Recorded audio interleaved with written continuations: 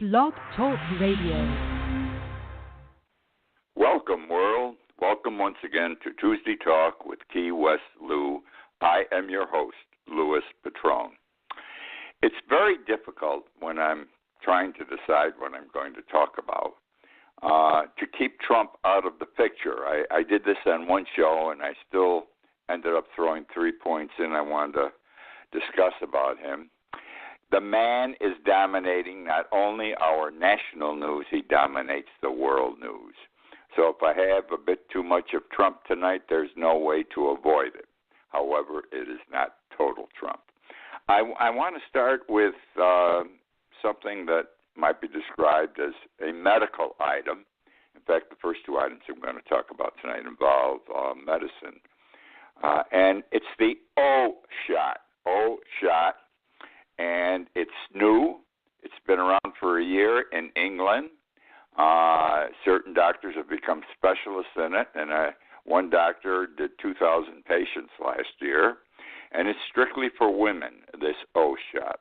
And the reason I want to bring it to the attention of the ladies who listen to this show is that when Viagra first came out, I thought, how terrible this is. It's good for men, but the women have nothing.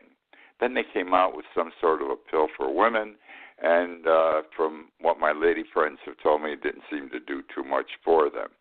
So they've been sitting around waiting for something that, with all due respect, will give them a big bang. That's terrible what I just said, but you understand. And so now what they have in England is the O shot, and it claims to give women better orgasms, claims to increase and rejuvenate their sex lives, and it's all done through an injection. And this is helping. This is helping women, and helping is the key term here. It is helping women who have never experienced an orgasm or those who have difficulty achieving an orgasm during intercourse. Now, it's really an abbreviation, O shot, for the orgasm shot. The orgasm shot.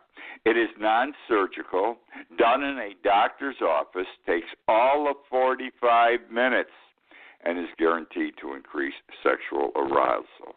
Now, it's a shot, an injection, and here's how it works. The doctor first takes blood from the patient's arm, from the woman's arm. He needs the platelets, okay? He puts the platelets in a special centrifuge which produces high-quality platelet-rich plasma. Platelet-rich plasma. This platelet-rich plasma is key to the whole thing. The platelet-rich plasma is then injected into the vagina walls, the G-spot, the labia, and the clitoris. And these shots are painless, they say. Merely by doing that, it will increase almost automatically the blood flow to these areas. That's the key to all of this, the blood flow to these areas. By increasing the blood flow, for whatever reason, it gives a big orgasm.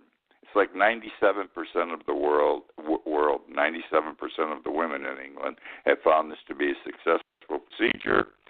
So if you want a better orgasm, get on the Internet and see when and if ever it's going to be provided here in the United States. The second item I want to talk about involving the medical field is called patient dumping. Patient dumping, also known as hospital dumping.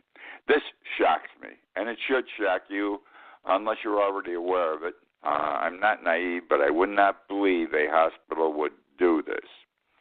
The University of Maryland Medical Center, Baltimore, University of Maryland Medical Center, Baltimore, had a patient, 22-year-old girl. And one night, recently, this is last week, they've had big-time snow and low temperatures last week in the Baltimore area. On a snowy, cold, drizzly night, in a wheelchair, 4 security officers took this 22-year-old out into the cold, walked her to a bus stop, and sat her on the bench, took her out in a wheelchair, sat her on the bench. All she was wearing was a thin hospital gown and socks. Thin hospital gown and socks. Well, the important thing for her was that she was very lucky. God was looking out for her. There was a good Samaritan. A physiotherapist whose office was across the street in another building was just leaving from work. And he saw this occurring. So he immediately took out his cell phone and videoed the entire situation. He went up to the security officers. What are you doing? Take her in. They said, no, we can't take her in. This is what we must do. This is what we're instructed to do. He raised hell. It didn't make any difference. So he called 911. And the police came. And the police were finally able to induce the hospital to take the woman back in. Understand, she was not being thrown out, of the emergency room. She was being thrown out from a hospital bed, a hospital room, hospital bed. They can't throw you out of the emergency room, but they got to provide care there by law, but they don't have to provide care if they want to get rid of you from your hospital bed. And this is what they did. Now, this is common practice, I've learned. I did a little digging, and this is happening all over the United States. And, boy, I hope there are a lot of good Samaritans who'll take their cell phones out. And just like when we had the wave of the police officers shooting blacks, let's get it all down, document, and do something about it. The patients who are being thrown out are generally homeless, mentally ill, or both, okay? The next day, the hospital administrator said, and I quote, "We take full responsibility for the failure. It was an isolated incident." I don't believe that's correct, but whatever, this is what's happening. I think it's absolutely deplorable. And what it really is, it calls for Medicare for everyone in this country. Medicare works. Why we don't have universal health care consistent with what Medicare in this country is today, I don't know. Probably because the insurance company lobbyists are very powerful and don't want to lose what they have. But we need it here. I think medical care is a right. I've come to that point in my life, maybe because I'm old and I'm sick all the time. I can afford my own medical care. I can afford the coverages involved after Medicare. But some people can't. Apparently a lot can't, and I think it's wrong, it's grotesque that in this country we do not have universal health care like every other industrial nation in the world. We are the only industrial nation without universal health care. Another item that's quasi-medical, okay? Puerto Rico. Trump should be ashamed that he didn't do what he was supposed to do in Puerto Rico following Maria. Irma and Maria hit Puerto Rico hard. Now, why he couldn't take care of them like he took care of Texas and other parts of this country immediately and big time, I don't understand, because they're American citizens too. They may not be a state, but we own the place. They're our people. These are citizens. I've come to the conclusion, especially in light of what's gone on the last few days with the shithole countries, that he's a bigot. He's a racist. Our president is a racist and bigot. And that's probably why he didn't help them to any significant degree, because I've been to Puerto Rico on vacation. I once spent 10 days there in my capacity as an environmental attorney, handling a significant water problem for a major hotel. They're tan. Puerto Ricans are tan or black. Very few white Puerto Ricans. And that could very well be why Trump did not give them the help they were entitled to. Anyhow, he didn't know what was going to happen, because something bad happened, something worse could be a result of that bad situation. And here's what occurred in Puerto Rico. Do you know that the company that manufactures, produces saline solution bags, you need to be rehydrated, they stick the needle in your arm, they hang the bag on the post, and the water drips into you, and the saline solution drips into you. Well, guess where it's made? In Puerto Rico. They supply the United States with that stuff, all right? the company is in production again, but nowhere what is needed and required and what they were doing before. They had to wait a long time for power. They got power, but things are still down in the plant. They're doing the best they can, but it'll be at least 2 years before they're producing what they used to produce. In the meantime, we are into the flu season, big time. I mean, it's big down here. I talk to people in New York. They tell me everyone's coming down with the flu also. One of the things you do immediately when you're in the hospital and you get a flu victim, whether in the emergency room or in the hospital room itself, is you rehydrate them. You stick the tube in their arm, you hang the bag on whatever it's hung on the stand, and you start putting saline solution into their body. Can't do it. Don't have the bags. Would you believe this? Have you heard of this? Now, what are the hospitals doing? Because they know they must do something, and they are improvising, and it's working, but it's so far afield from the saline solution. What they're using is Gatorade. Gatorade is the substitute. Now, if the patient can drink it, that takes care of the problem. They load them up on Gatorade. But many of those who have the flu or are sick and need the saline solution cannot drink. They're not capable of getting it down. So how do they rehydrate them? How do they get the saline solution in their body?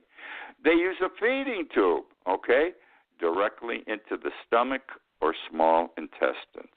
How gross. And all this happens because of the hurricane first.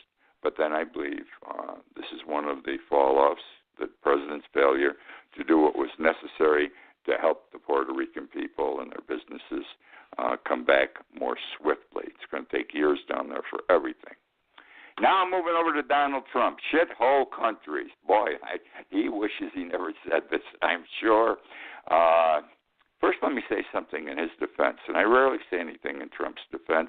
I'm anti-Trump. I was anti-Trump in the primaries. I was anti-Trump during the campaigns. I'm anti-Trump now. I thought he was mentally demented back then. I still do. I thought the man lacked character. He did not possess whatever the necessary qualifications are to be president, and I believe he has proven it every day this past year. Okay, he's a racist. He's a bigot. No question about it. He's done things in the past that are anti-black. In addition to Puerto Rico, which I now blame him for because he's a bigot, what did he do here? I think that everyone in that room should have kept their mouth shut. The President of the United States, in a private meeting in the Oval Office with several legislators and staff members, has the right to privacy. Anyone in that room can say what they think to him, and he can say what he thinks to the legislators. That's the way it should be. What do? You leave the room and you spill the beans that he used these terrible words. I think Senator Durbin's a great legislator, but I think he made a mistake. They blew this thing up. I don't even think it was a political reason. It was inadvertent on his part. He was just pissed off. That's all. But I think the president was entitled, and I don't like our president, he was entitled to privacy in this instance. Be that as it may, he's still a racist and a bigot.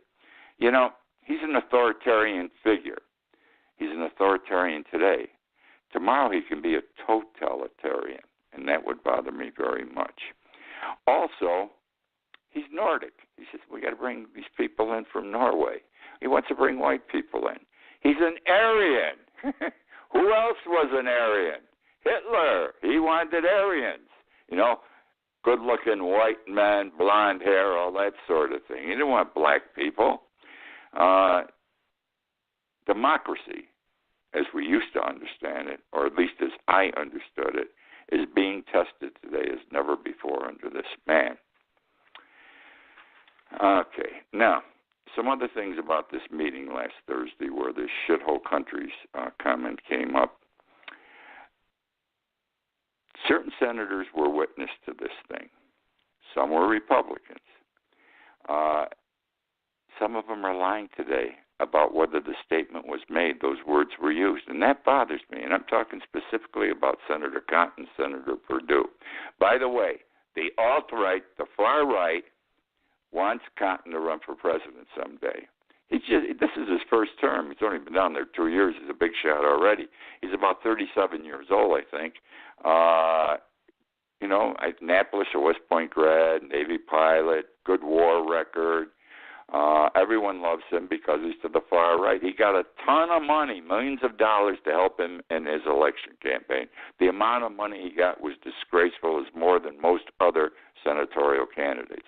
So what does he say? Both of these guys, Cotton and Perdue, this happened Thursday. On Friday they said, I'm not sure. I can't quite remember. Comes Monday, they go before the TV cameras again, and they say, the president definitely did not say this. What horseshit. They're lying.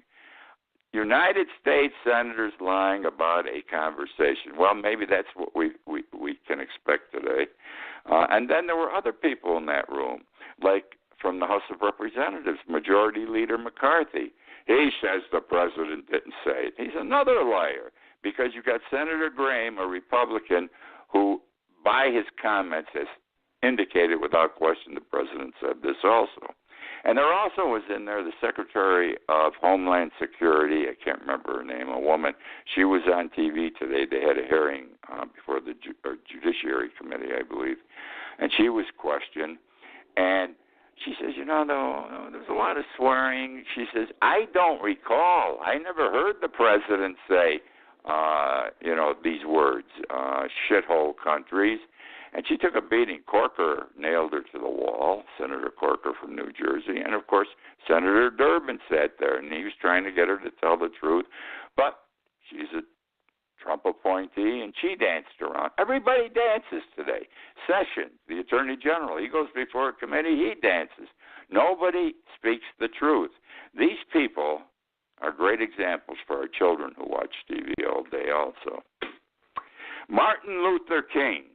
Ironically, yesterday was his day, and the president yesterday, it turned my stomach, actually, to watch Trump yesterday give that great speech about Martin Luther King and how we should treat people of color, et cetera, when 2 or 3 days before he obviously was a bigot when he spoke of shithole countries, Haiti, and Africa. Africa's one of the fastest growing places in the world, my friends. They are going to be a significant continent in 25 years. Significant. With all the battles they have, with all the wars they have, they're still growing. They've got their shoulder to the wheel. They're moving. Anyhow, Martin Luther King said some things here, because I like people to tell the truth. When it's necessary to tell the truth, speak the truth. And these Republican senators, the Secretary of Homeland Security, the Majority Leader in the House, they're not speaking the truth. So let me share a few of Martin Luther King's comments with you about people who don't tell the truth, don't speak up when they should speak up, etc. I have a dream that one day little black boys and girls will hold hands, etc. That's not the one I was looking at. I'm sorry, I read the wrong one. Our lives begin to end the day we become silent about things that matter. Our lives begin to end the day we become silent about things that matter. Another one. The appalling silence of good people. How's that? The appalling silence of good people. Another one. There comes a time when silence is betrayal. There comes a time when silence is betrayal. This one, stand for something or you stand for nothing. Strength. Stand for something or you stand for nothing. And finally, one that hits this situation right between the eyes. Be active now or be compliant and complicit. Be active now or be compliant and complicit. Trump and his key cohorts should not only get up and say Martin Luther King was a wonderful guy, etc. That's his presidential responsibility on Martin Luther King Day, but they should believe in his words if they're going to honor him. One more thing about the shithole quote, those two words, shithole countries. And this I read today. And this doesn't surprise me because this is Trump's base. The alt-right loves Trump more than ever, I read this morning. They hate immigrants, and what he did supports their position. Isn't that amazing?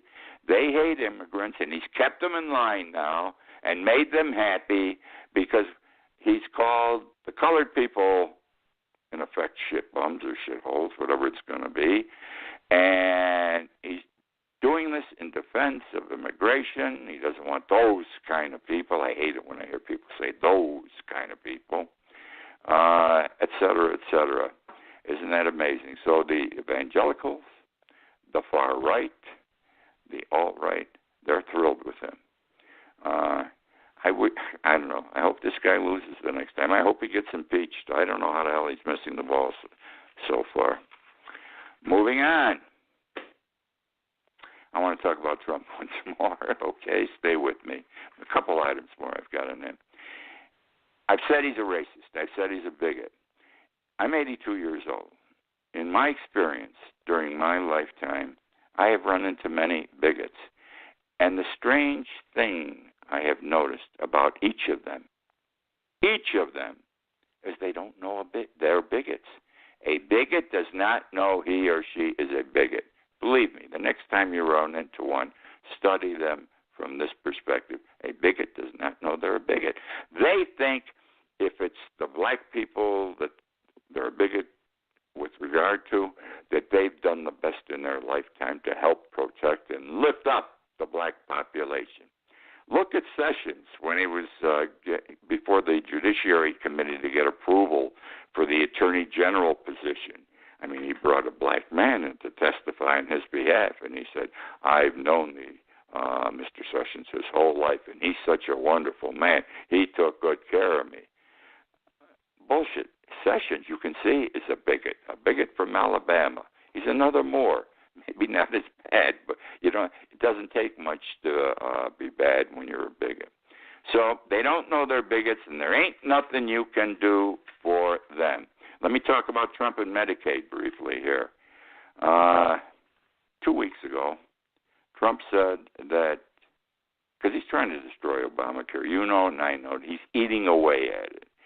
And he issued an executive order, or he had the Department of Health and Education, et cetera, issue an order that from that day forward, with regard to Medicaid, okay, the states could impose a work requirement on a recipient of Medicaid. The states could impose a work requirement.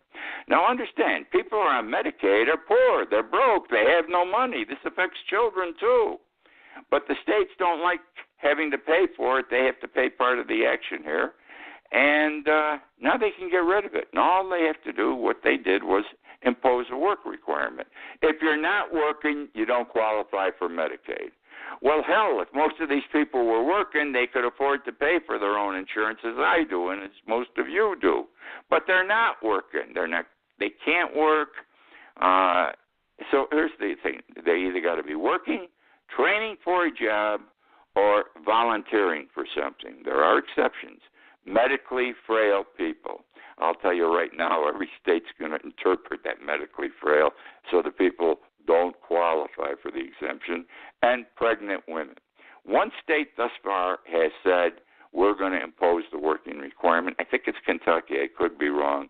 But many others will do it, those states which are basically conservative and to the far right. Want to talk about prisons for a moment. Private prisons.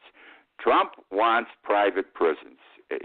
Privatize the prisons, which means a private corporation will run the prisons, and they enter into contract with the federal government, and the federal government agrees to pay them X dollars a year per inmate, et cetera, et cetera. Now, we started doing this under Obama. Obama saw it was not working. There's a lot of fraud involved to extremes, and I'll share them quickly with you in a moment. But Obama said just before, I think in December, early December, he said, We are not going to do more contract work with private prisons. We're going back to running our own prisons. And as these contracts run out, we will not renew them with them or any other private for-profit prison. Number one, there's corruption. Where's the corruption? Well, 5 years ago, I wrote an interesting article for a local newspaper, Conch Life, on two judges, family court judges. It was either New Jersey or Pennsylvania, and they took care of kids. And all of a sudden, for 4 years under these two judges, more and more kids were being sent to juvenile detention centers. One girl, straight A student, 12 years old, talked back to a teacher 4 days. Well, you say, that you're stupid to send them to jail for 4 days. And that's what they did. And all of a sudden somebody says, there's too many going. These numbers are too big. The judges had each made over $1 million in those 4 years off this. They were tried, convicted, and both are doing 20 years. They should do life. That's the kind of corruption you get. And they're not taking care of cancer patients in the hospital. They're not giving women mammograms who have masses that are showing in their breasts. They're to cure cancer pain. They're giving them Aleve, okay? One guy died because he was not treated for cancer. It's just a disgusting situation. The federal court said in Arizona with the Correctional Institution, a jail, that you guys, they said this in 2015, you guys better start providing proper medical care. Because the Supreme Court said a few years ago they're entitled to the best possible medical care, and they haven't. And now the court's called them back in, and the judge says, move your ass, guys, do it right, or there's going to be trouble, and that is where that stands. But it's a bad situation. We should not privatize. And watch out. Trump's talking about privatizing our highways. I've seen how it works in Italy. It will not be good.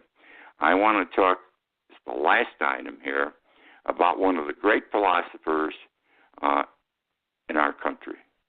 Great philosopher. Remember Forrest Gump? Forrest Gump. He said, stupid is as stupid does. Stupid is as stupid does. Now, Forrest Gump may have looked stupid, but he won the Congressional Medal of Honor. He ran 100 yards in a college football game for a touchdown, and he ran a successful shrimp fishing business. Now, let me apply this here. It was a recent study said that the people of Florida have the fourth weakest credit in the United States, fourth weakest credit. We have the highest rate of mortgage delinquencies. We have the highest rate of credit card default. Now, rents are expensive here, very expensive. We're a small island. There's only so many accommodations. People would rather rent them out to tourists for $5,000, $6,000 a week than for $1,000 a month to locals. So the locals are hurting. A lot of them didn't get paid because they couldn't work. We're a tourist town, bartenders, waitresses, and so forth. Because of Irma, they were out of work for a month or two, and they didn't get any money. People are hurting down here. They were all Trump supporters initially. And guess what? They're still Trump supporters. They say he'll do it, don't worry, he's going to change things. The Democrats are holding him up. To me, you know what that means? Forrest Gump was right. Stupid is as stupid does. Now, that's my show for this week. Very quickly, if you haven't bought Irma and Me, the book I wrote on the hurricane, please. It's the only book on the hurricane. It's not sad. It's humorous and sad at the same time. It's about what I did to get away from the hurricane, and it's fun. It's fun to read. It's selling like hell. I got to say it right now. I'm happy. I'm thrilled. But I want everyone to read it, or more people read it. So Irma and Me, Amazon.com, BarnesandNoble.com. I do a live video once a day generally on Facebook, Key West Lou Live, 2 or 3 minutes. I rant and rave about the things I talked about here. If you're interested in this, watch me ranting and raving. Thank you for joining me tonight. I love doing this show for you people. Look forward to being with you next week.